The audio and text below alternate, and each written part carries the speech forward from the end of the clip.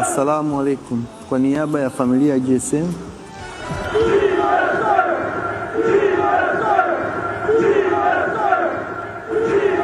Assalamu alaikum. Kwa niaba ya familia ya GSM tunawatakia kila laheri wanachama wote wa Young Africans katika mkutano mkuu wa mwaka na uchaguzi wa viongozi. Tunaombea uchaguzi wenye amani, umoja na haki na maamuzi yatakayoipeleka Yanga kwenye mafanikio makubwa zaidi. Asanteni kwa kuendelea kutuamini kama sehemu ya safari hii ya kihistoria.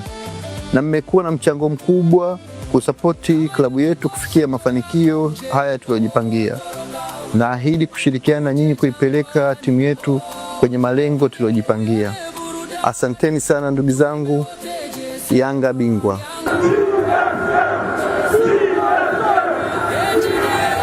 Ya mpira Fred Ngoma, kiungo wa chini mwenye uwezo wa juu. Tukajua sisi tumeshamaliza hili jambo la usajili, tukajua shughuli imeshafanyaje, imefungwa. Ghafla GSM akampigia simu injinia na kumwambia kauli hii, niliisikia. Yule aliyekuwa anatusumbua pia nimeshamalizana naye, andaeni jinsi ya kumtambulisha. Sijui mnanielewa?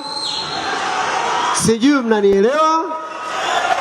Tafsiri yake ni kwamba kama walidhani tumemaliza, GSM kasema pochi bado ipo, na msimu huu kazi yake ni moja tu, kutumia hiyo pochi kwa ajili ya furaha na Yanga. Tupige makofi mengi kwa GSM. Sasa kama mchezaji ulikuwa unajijua unatusumbua, tuna wewe. Bosi kasema bado wewe, na tujiandae kukutambulisha. Huyo ndio Ghalib Said Mohamed, na mwaka huu ameonyesha hakuna linaloshindikana, fedha ikiwemo. Maneno mbali, kibunda mbele. Peter Shalulile anakwenda kuvaa jezi ya Yanga msimu ujao. Raha nyie.